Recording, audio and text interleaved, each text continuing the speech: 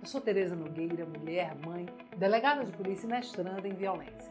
Mas se você acha que eu estou aqui para falar só sobre violência, você está muito enganado. Portanto, sejam todas e todos muito bem-vindos ao podcast Chama a Delegada.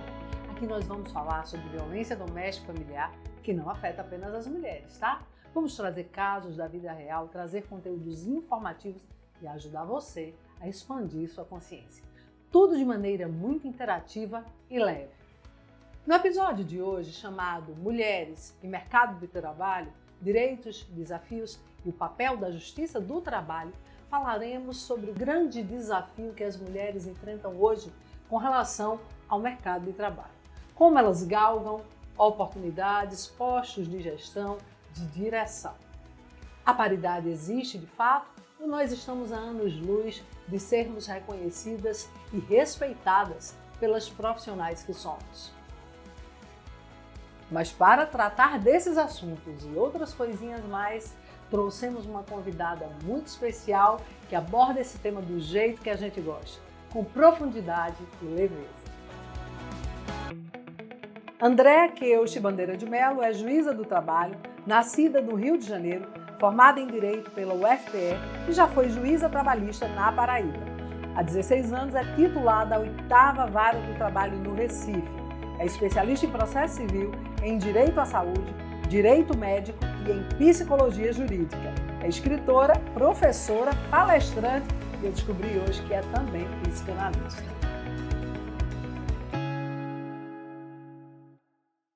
Andréa, muito obrigada por ter aceitado o convite para estar com a gente aqui hoje.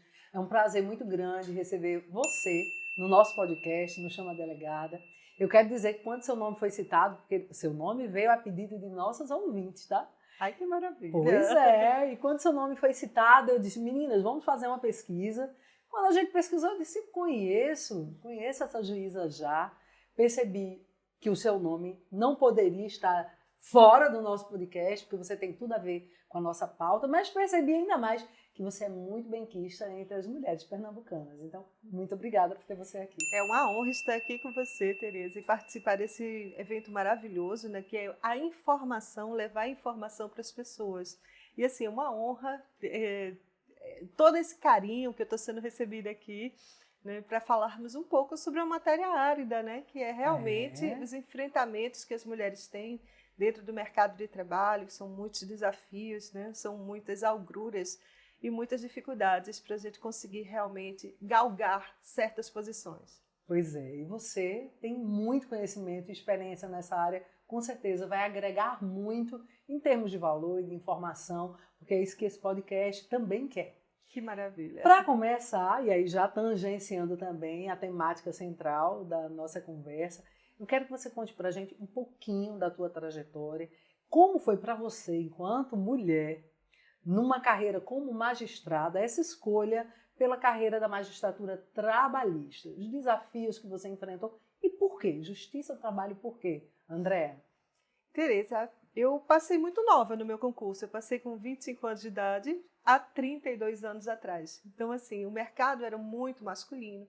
Então, as pessoas que saíam da faculdade, elas não encaravam um concurso de magistratura assim com tanta facilidade e muitas pessoas, pela idade, ainda precisavam de um liminar para poder fazer esse concurso. Você precisou? Não precisei, graças a Deus. Eu passei exatamente com 25 anos, que era a idade permitida na época. Hoje, claro, nós estamos em uma outra realidade.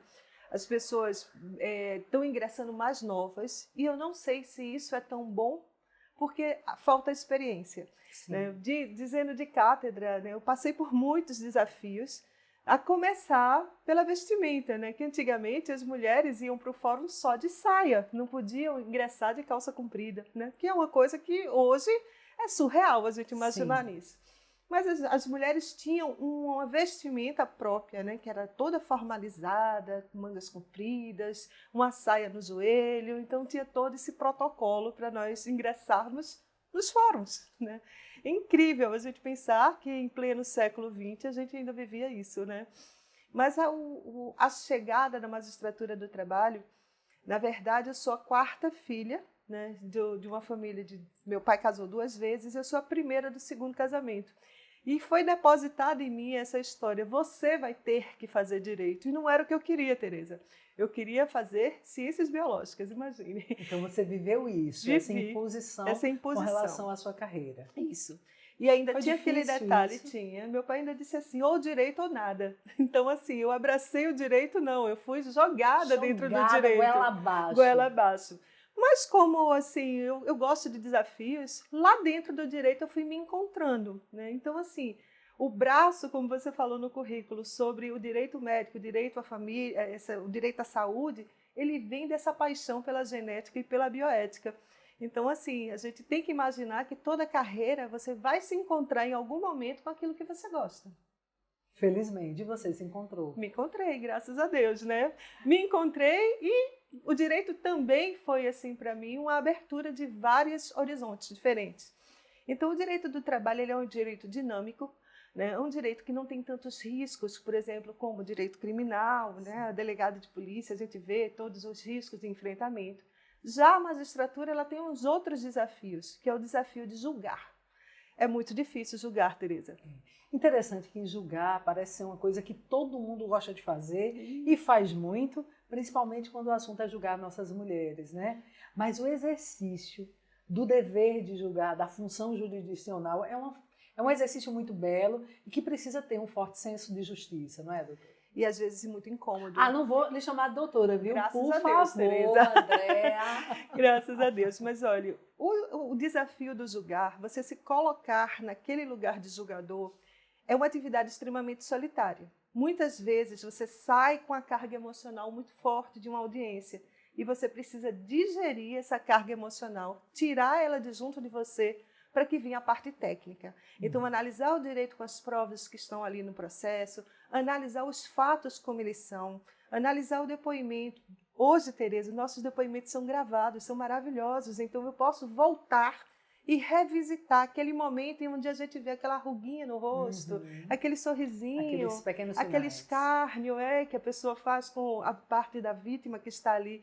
Então, muitas vezes, a gente precisa revisitar essa imagem, né, para a gente ter aquele conteúdo e se isentar dessa emoção, que é uma parte muito difícil. Tentar ser o mais imparcial possível, Isso. né? Que a gente não consegue se desprender completamente dos nossos valores e de quem somos. Pelo menos essa é a minha percepção. Andréa, mas na Justiça do Trabalho, quais foram os maiores desafios? Você acha que viveu fortes preconceitos para conquistar o teu espaço lá dentro? Pergunto isso porque hoje eu sei que a Justiça do Trabalho é dos braços da Justiça a que mais abriu espaços hoje para mulheres juízas, não é isso? Sim, é sim. Para ter uma ideia, Tereza, nas 24 varas de capital aqui de Recife, a grande maioria delas é presidida por mulheres, apenas 3 são presididas por homens. Então, assim, é um espaço quase muito... 90% de mulheres. Isso, é um espaço muito aberto realmente à carreira das mulheres. Mas, assim, a nível de desafios, eu vou te dizendo que o primeiro que eu tive foi o etarismo reverso. Quando eu cheguei com meus 25 anos e uma franjinha em cima dos olhos, eu era desacreditada pela minha idade. Então, teve uma situação em que chegou um senhor para fazer audiência comigo e ele disse assim, eu quero falar com a juíza. Eu disse, pois não, bom dia. Ele disse, não, com você não, eu quero falar com a juíza. Ou com o juiz da vara, você não é a juíza.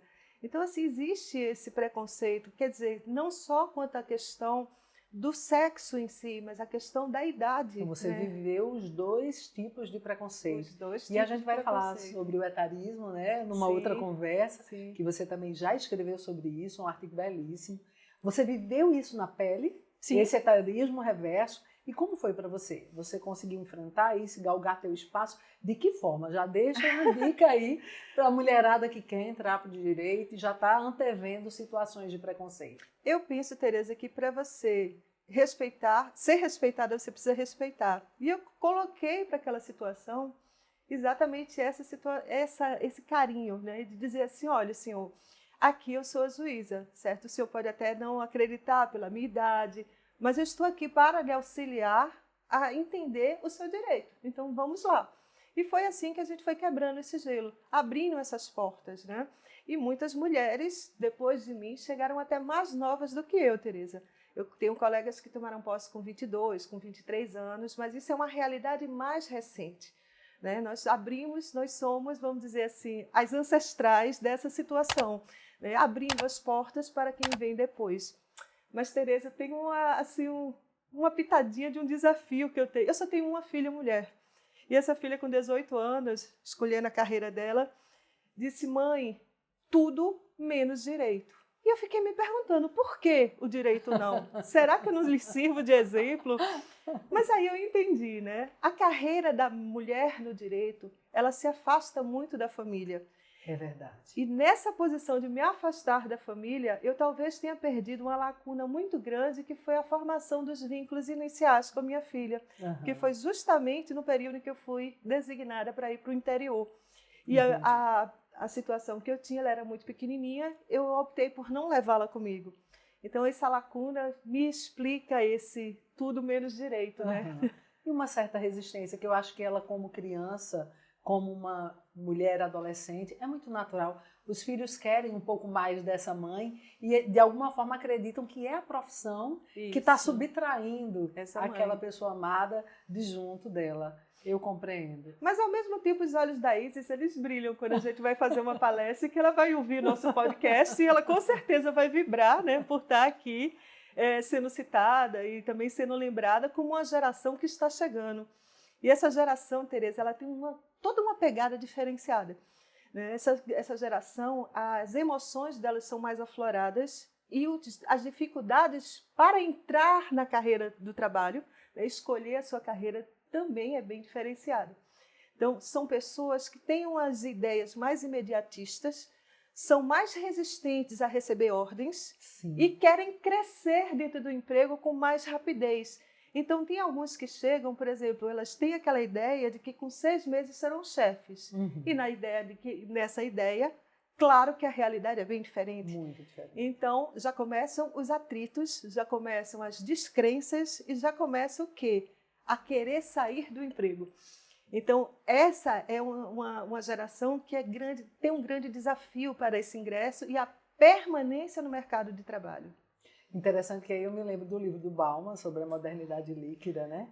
E quando você fala dessas relações trabalhistas também, parece que elas também estão se liquefazendo.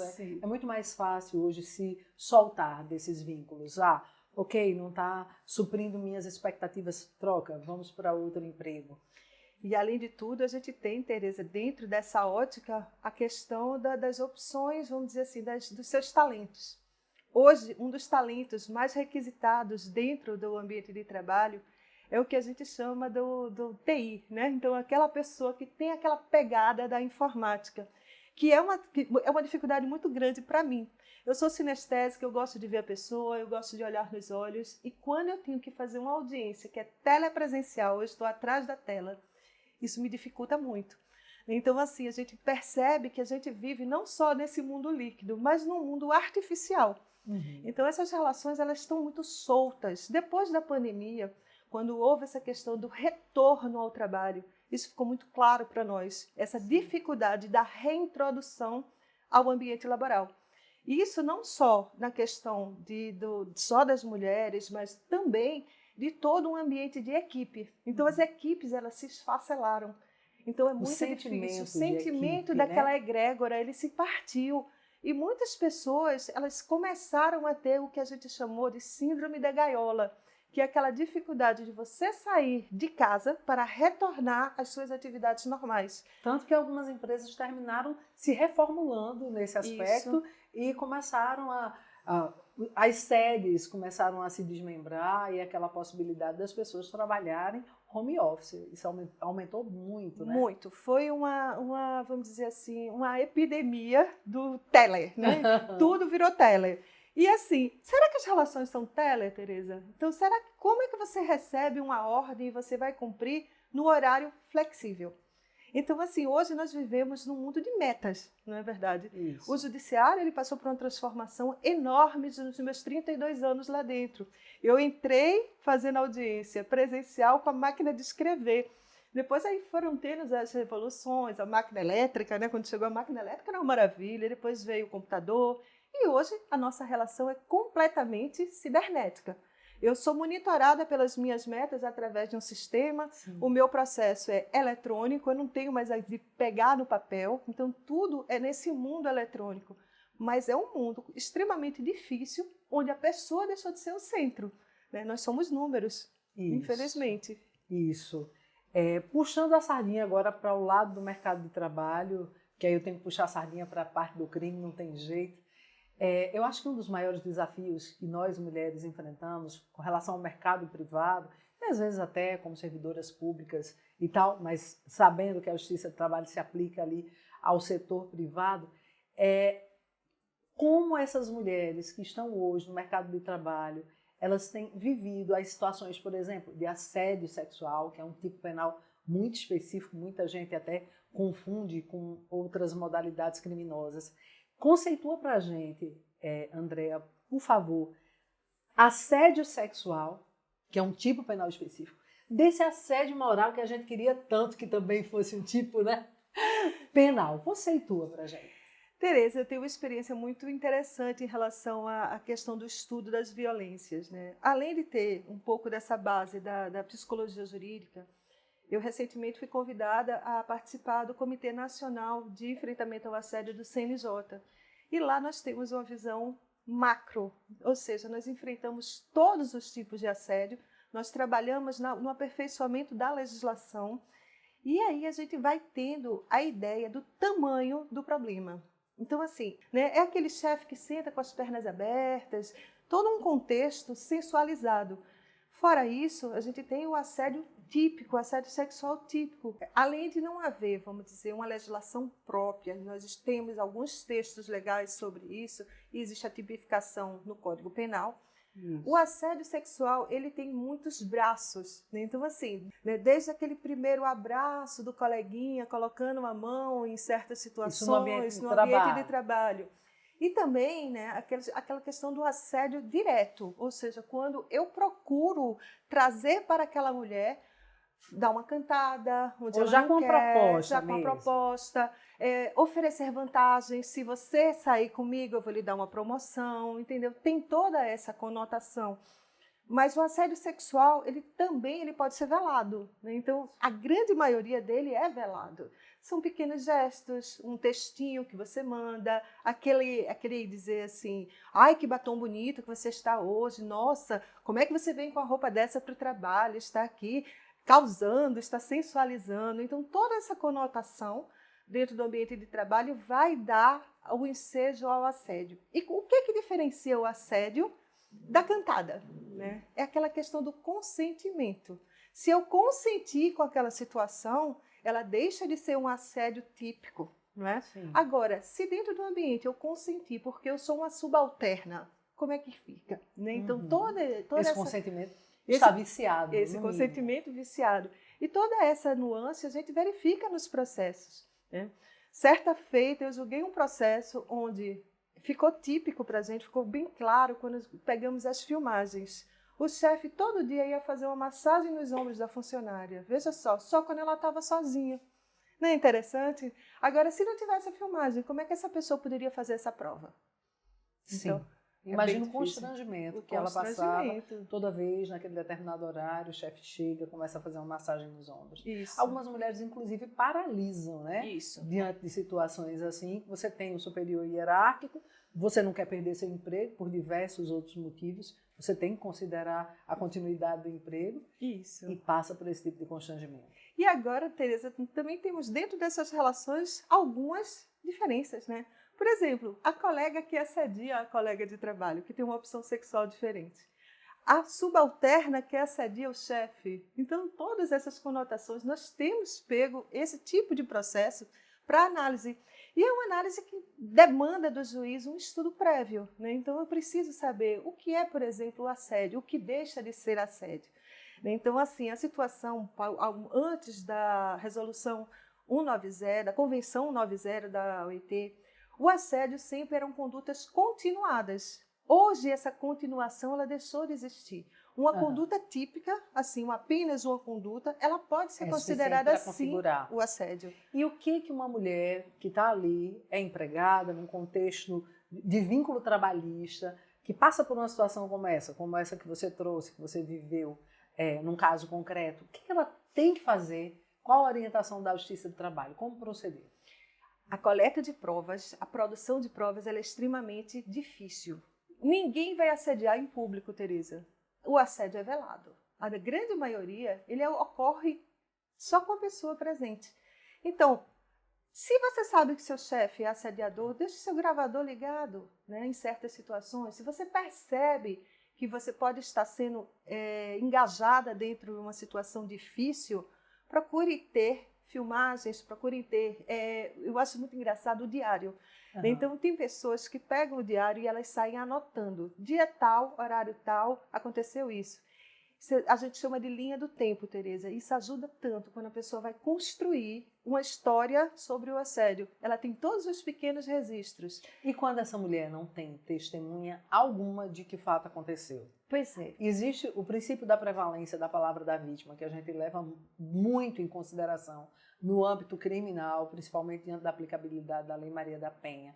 Esse princípio, ele também pesa nas decisões da Justiça do Trabalho? Sim, hoje nós temos alguns protocolos a ser seguidos e um deles é o protocolo de julgamento com a perspectiva de gênero. Então, você sempre coloca aquela situação de acordo com o gênero e com a situação social da vulnerabilidade daquela pessoa. Até porque, por exemplo, você mesma disse que na maioria das vezes ele vai esperar todo mundo sair da sala, isso, que ele é agressor, vai esperar o momento exato em que vai estar sozinho com aquela vítima. Imagine, então, Tereza, se a relação é doméstica. Então, dentro do âmbito da sua residência, ocorre o assédio.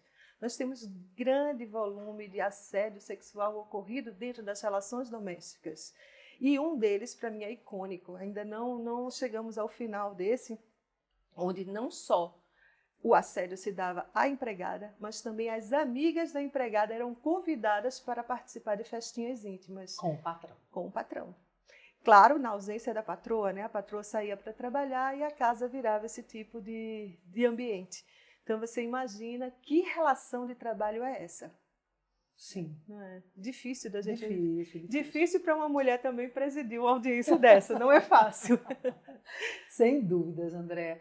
E me diga uma coisa, com relação a essas mulheres que vivem situações de violência doméstica no seu espaço doméstico, e aí eu não estou falando da relação de trabalho Sim. entre empregado e patrão, uma mulher que vive uma violência doméstica com o seu companheiro e que, de alguma forma, essa violência que ela sofre resvala no ambiente profissional. Sim. Por exemplo, numa situação de afastamento em que a mulher, ela precisa sair da cidade, está sendo ameaçada, vai ser deslocada como uma forma até de proteção para o sistema, para que a gente receba ela na rede de proteção.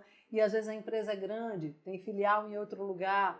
Existe essa possibilidade de transferência, Sim, de proteção. Vocês têm recebido isso na Justiça do Trabalho? Como a Justiça do Trabalho tem se comportado nessas situações? Nós não temos, assim, eu não consigo lhe relatar um caso concreto de Pernambuco. Contudo, a gente avaliando o nível nacional, existe sim essa questão da violência doméstica, onde a mulher chega com o olho roxo no trabalho, onde a mulher chega insone porque estava sendo ameaçada de espancamento, ela e os filhos. Então, todo esse contexto é um contexto adoecedor, né? Não só fisicamente, mas mentalmente. Então, a produção cai, a pessoa perde a atenção, perde o foco, perde as metas. E essa questão da transferência, nem sempre ela é possível, mas a lei já está sendo pensada para abarcar, inclusive no serviço público, essas situações. Então, a possibilidade do afastamento da mulher do ambiente de trabalho pela violência doméstica já é uma realidade.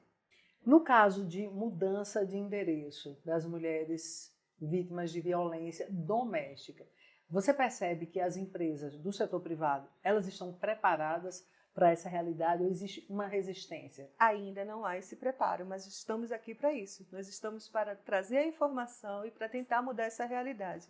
Você quer ver uma situação também muito difícil hoje, Tereza? As mães dos neuroatípicos, que elas voltam da licença gestação e tem uma realidade, uma estrutura de vida totalmente diferenciada, né? Então, ela tem que dar suporte àquela criança, muitas vezes não tem uma rede de apoio, e o trabalho dela, como fica nisso aí, né? Então, assim, a realidade hoje é você exercer alguns dos seus direitos, como, por exemplo, levar os laudos de tratamento daquela criança para que a empresa troque o horário dela para o contrafluxo desses atendimentos. Por exemplo, Se de manhã essa criança precisa de uma terapia específica, o horário dessa mulher pode ser mudado para iniciar à tarde. Certo? No caso do serviço público, a gente tem, inclusive, a possibilidade para essas mães atípicas de uma redução da carga horária. Sim. No setor privado isso não é possível. Ainda já é possível e também o teletrabalho já é possível. Então, assim, a gente só precisa fazer com que essas mulheres elas entendam os seus direitos para que elas possam exercer corretamente. Ela não pode simplesmente romper o vínculo trabalhista, chegar lá na Justiça do Trabalho e dizer, olha, eu não tive esse direito, quando ela não soube como exercê-lo antes. Com a necessidade de levar esses laudos, a necessidade de pedir administrativamente essa mudança de horário. Então, nós estamos aqui exatamente para trazer essas informações. Essas informações para que elas saibam o que fazer, Isso, o que fazer em situações assim. Doutora, tem algumas expressões que vêm muito do nosso inglês. Sim. E aí eu já percebo nas relações, inclusive, de trabalho, que estão sendo muito utilizadas, e uma é a interrupting, não sei nem se estou pronunciando corretamente. Sim. Que é esse comportamento de interromper as mulheres no momento de suas falas, em reuniões de direção, como se naquela situação aquela mulher não tivesse competência para falar sobre determinado assunto. E como isso é comum, Teresa? Isso é muito comum. E ele perguntar exatamente muito isso. comum, inclusive entre nós, magistradas também, viu? Muitas vezes nós estamos tentando falar e tem o colega lá que acha que tem que me explicar o que eu estou tentando falar. E assim, não é só isso, né? Existiu uma série do Fantástico muito interessante dizendo, isso tem nome. E essa palavra, me interrupting, é conhecida no Brasil como macho-palestrina. Então, assim, é exatamente a mania do homem interferir dentro da fala da mulher, mesmo ela sendo a especialista. Né? Mesmo ela sendo Parece que ele está palestrando o tempo inteiro sobre um assunto que não diz respeito a ele. E existem outros tipos, por exemplo, a blueprint, que é a apropriação das ideias das mulheres. Ia chegar exatamente nesse ponto. Como a Justiça do Trabalho se comporta diante de uma prova. Por exemplo, uma mulher que tem uma ideia, que criou um projeto para uma empresa e chega ali um superior, arrebata aquela ideia, assume como dele, como sendo dele, quando na verdade não foi ele que criou. Não foi ele. Nós estamos numa mudança, numa fase muito grande de mudança e de apropriação dessas temáticas. Desde 2 anos passados agora, todas as escolas judiciais estão colocando nas suas grades cursos específicos sobre violências. Aqui em Recife, eu, juntamente com a colega Mariana Milé, criamos um mini curso sobre assédio.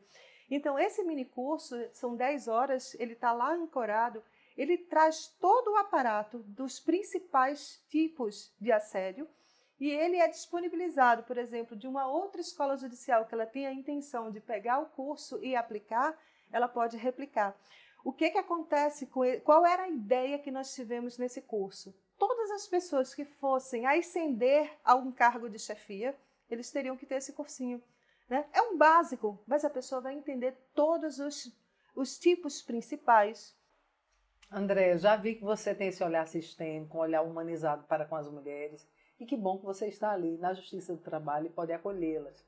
Dentro dessas causas das mulheres que você recebe, quais causas mais lhe tocam? Quais causas mais te emocionam? Teresa, sem sombra de dúvida, foi uma das causas onde o empregador, em pleno século XXI, teve a astúcia de colocar a funcionária, que era uma camareira de uma instituição religiosa, para fora, acusando ela de ser indigna. Você imagina o que é uma pessoa ser considerada indigna em pleno século XXI? O que ele invocou como indignidade para essa mulher? O Código Canônico. Imagina só. E ainda tinha o disparate, né, na audiência, além de todo o constrangimento posto, vieram os bispos, vieram os advogados de outro estado e chegavam e diziam assim, por que o direito canônico? Aí, em um certo momento, eu me senti tão incomodada que eu disse, doutor, o direito canônico ficou dessa porta para fora. Aqui dentro nós temos o direito do trabalho, o processo do trabalho e o direito das mulheres para garantir. Foi tão interessante, Teresa, porque o julgamento ele me constrangeu tanto, né, a fragilidade daquela mulher.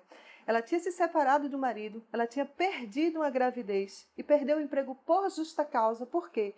Dentro desse interregno... Porque havia se separado do marido? Dentro desse interregno da separação do marido e o marido chegar para o bispo e contar que eles tinham tido uma transa sem serem casados, da qual ela engravidou, ela foi demitida por justa causa. Então, para mim, esse foi o caso mais icônico e mais dolorido para mim. E por sorte, caiu na mão, a minha sentença caiu na mão de uma relatora e de uma revisora. Então, assim, foram só mulheres que analisaram esse caso. E que naturalmente tiveram o mesmo olhar que você. O mesmo olhar. E no final corre-se para fazer um acordo, né? Porque isso é uma coisa que, se chega à mídia, você imagina uma pessoa sendo chamada de indigna. De indigna. Imagina isso na primeira página do jornal. Em pleno século XXI. Pois é. Então, talvez, Tereza, essa foi uma das que mais me doeu. Deixa eu te perguntar uma coisa. Houve um caso específico que tenha marcado a sua vida? Vi que esse marcou. Você disse para mim que tem outros casos que naturalmente marcaram ao longo da tua trajetória. Houve um caso que tenha mudado sua percepção de justiça? Sim. Antes que nós tivéssemos a licença parental, nós recebemos na minha vara um pedido de um casal homoafetivo, onde a mulher que pedia a licença não era que tinha engravidado. Como eu sou um pouco do mundo da bioética, né, para mim isso é uma coisa de enxergar como ser humano, não como homem, não como mulher, mas como um ser de direito. E nós fomos, né, fazer uma pesquisa, e só havia no Brasil um único caso em Brasília que tinha sido julgado semelhante, onde eram 2 homens que tinham, inclusive, usado uma barriga de aluguel. Então, assim, é um mundo em ebulição no momento em que isso aconteceu. E para mim foi marcante, porque eu saí da minha seara do direito, entrei no direito médico, entrei nesse direito lindo que é o direito à saúde, e ficamos naquela história. Qual é o bem principal aqui? O que é que eu estou tentando salvaguardar? É o direito dessa criança de ser assistida. Então, nós demos uma liminar bem diferenciada nessa época. Na verdade, não é uma liminar, é uma decisão interlocutória, garantindo aquela licença, e depois o tribunal manteve. Então, assim, foi um marco nesse momento. Hoje isso é muito comum, mas no momento em que eu julguei isso, há quase 10 anos atrás, era inédito. Você rompeu paradigmas. Rompendo paradigmas, exatamente. Que bacana. Parabéns por tua história. Obrigada, Tereza. Eu queria aproveitar esse momento. Gostaria que você trouxesse algo mais sobre assédio moral. Acho que a gente precisa falar algo mais sobre o assédio moral, Andréa. Traz para mim mais alguns exemplos de assédio moral desse cotidiano da Justiça do Trabalho que vocês tanto analisam. O assédio moral, ele tem múltiplas facetas, né? Então, vamos lá. Eu vou trazer em nomes. O assédio à maternidade. É um tipo de assédio típico do gênero, né, do gênero feminino, mas não exclusivo do gênero feminino, mas que é um tipo de assédio moral que começa no momento da entrevista do emprego. Tereza, você já tem filhos? Tereza, já quer saber se tem, ou se ainda quer ter, né? Exatamente. Quantos filhos você tem? Qual a idade dos seus filhos? Quem cuida dos seus filhos para você vir trabalhar? Então, todo esse arcabouço já mostra uma diferença. Exatamente, uma diferença no tratamento no momento da entrevista. E aí vem aquela outra pergunta: seu filho é sadio? Imagine só. Seu filho tem algum problema que é dito dentro das entrevistas? Seu filho tem algum defeito? Imagine só, Tereza. Outro tipo de assédio moral muito claro que é relativo às meninas, né? No colégio, as brincadeiras de mau gosto, né? Então vamos para o body shaming, esse nome feio para uma coisa muito feia. Ou seja, causar na criança a vergonha do próprio corpo. É a maga patológica, é o espanador da lua, é a gorda, é todo aquele aparato de... Isso é muito comum. Apelidos, né, que vão denegrir a imagem da pessoa. E o pior, e se você volta de uma gravidez acima do seu peso? Imagine só, você ainda sofre esse tipo de preconceito, desse tipo de brincadeira de mau gosto, desse assédio moral dentro do seu trabalho. Eu tive um caso, Tereza, onde a moça saiu, ela já tinha um filho, saiu de licença do segundo filho. Esse segundo filho nasceu com vários problemas de saúde e quando ela voltou, o chefe pergunta a ela: aprendeu, fechou as pernas agora ou você vai engravidar de novo? Imagine só. Então é de um nível de agressividade. Isso foi parar na sua mesa? Foi parar na minha mesa também. Eu digo assim, às vezes eu tenho um chamariz a coisas complexas, mas quando Deus bota no caminho é porque a gente tem capacidade de gerir esse problema, né? Não tem dúvida, Andréa. Então, assim, outras facetas também do assédio moral. Por exemplo, você retirar os instrumentos de trabalho da pessoa e deixar ela isolada. Isso é muito comum, Tereza, quando a pessoa saiu de uma licença para tratamento de saúde e ela volta e o posto dela está ocupado. Ela fica no ócio lá, em um cantinho, sentada numa cadeira, sem ter tarefa, sem ter instrumentos para trabalhar, sem a sua mesa, sem sua carteira de clientes. Imagine só. Então, isso é um tipo de assédio moral bem típico de uma relação de trabalho. Que aí te encosta na parede e de alguma forma faz com que você perceba que está deslocado e você queira sair. Queira sair, exatamente. Então, você colocar a vitimização daquela pessoa, né? Trazer a vitimização. Agora, tem uma coisa interessante que a gente podia também abordar, né? Nós temos vários tipos de vítimas. Nem só a vítima não é aquela pessoa que é pacífica. Nós temos a vítima provocadora.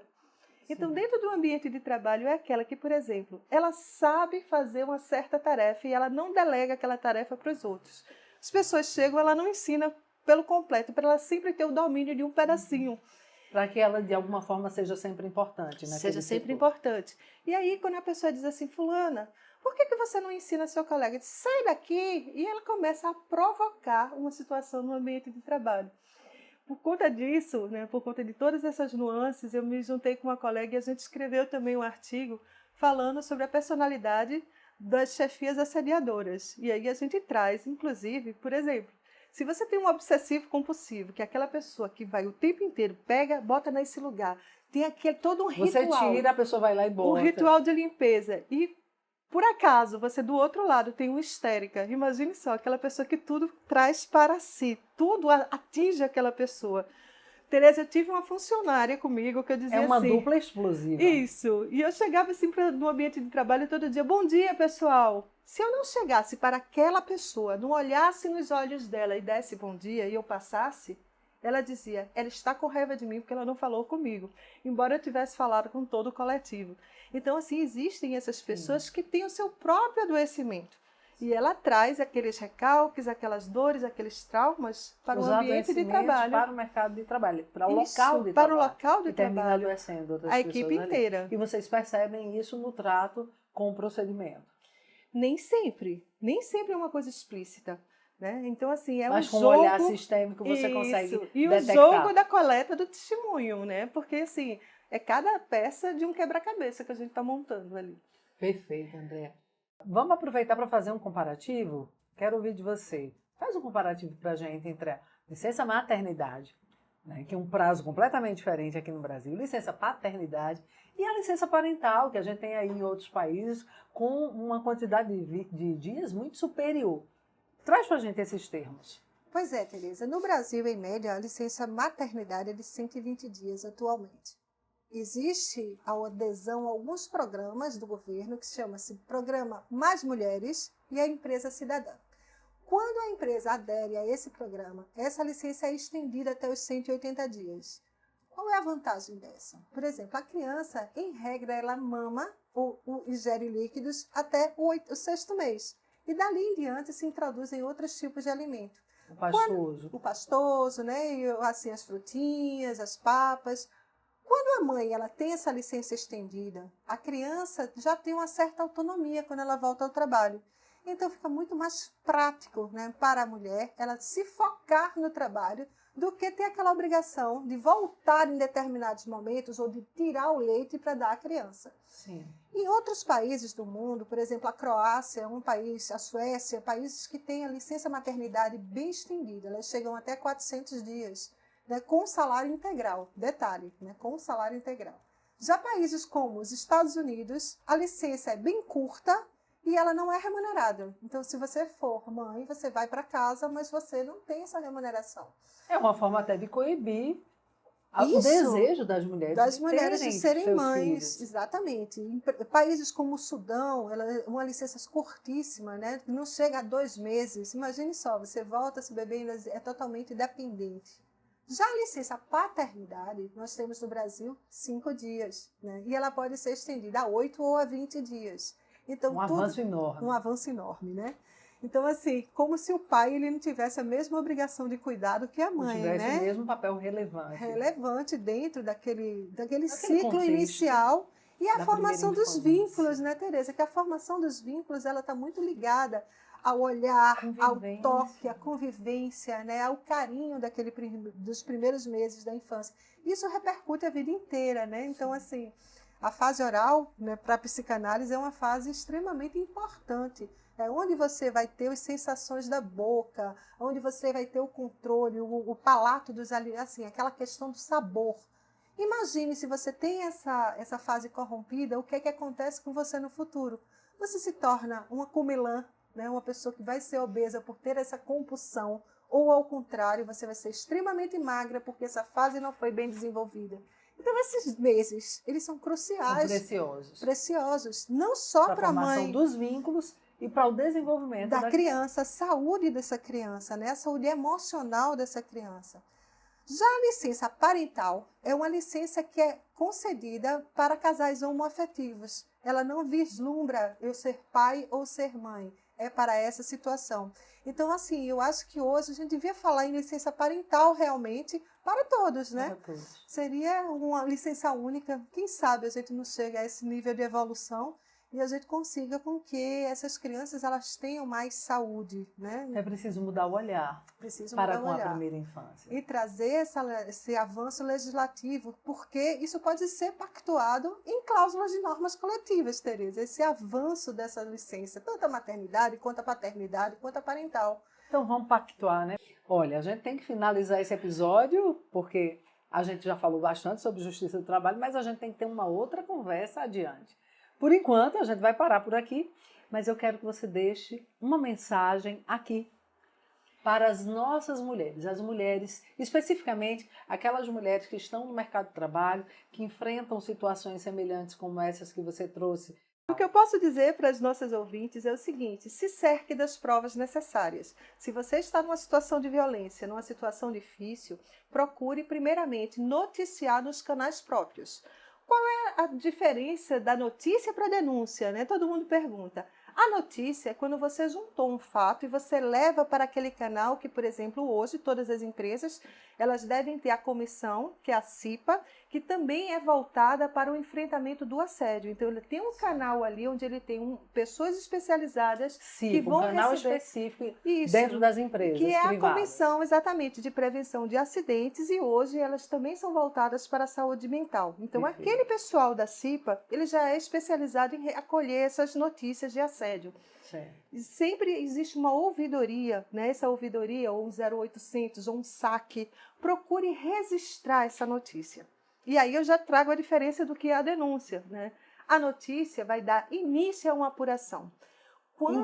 Interna. Quando aqueles fatos são arrumados, harmonizados e as provas estão ali, ele vai passar para uma segunda etapa, que é a da denúncia, onde vai haver a apuração para que haja, por exemplo, firmar um TAC, que é um termo de ajuste de conduta, onde Certo. aquela pessoa vai se comprometer, reconhecer que fez aquela conduta e se comprometer a não mais fazê-la.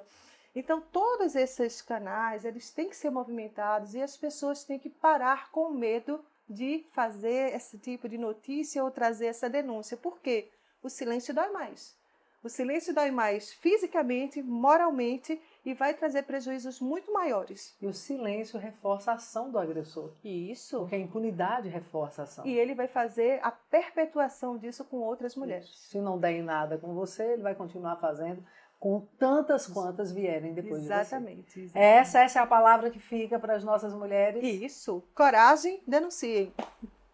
É isso aí. Andréa, muito obrigada por partilhar seus conhecimentos aqui com a gente hoje. Eu tenho certeza que esses conhecimentos agregaram muito na vida de nossas mulheres e vai fazer a diferença na vida de tantas que ainda Sempre à vão nos ouvir. disposição. E aqui, né? Me Recebendo chama! a chama delegada. Andréa, por favor, deixa a tua rede social. Minha rede social é @AndreaKeusch no Instagram. Né? Eu não uso muito Facebook, mas no Instagram eu estou sempre lá mostrando um pouquinho do meu trabalho, onde eu vou ter uma palestra, onde eu vou trazer algum lançamento de livros, de artigos. Estou sempre por lá. Contem comigo. Ou seja, vale a pena, minha gente. A você, ouvinte, muito obrigada pela companhia. E aí, gostou do nosso episódio? Gostou das experiências partilhadas aqui pela juíza do trabalho Andréa Keusch? Pois é, Se você gostou, já sabe, né?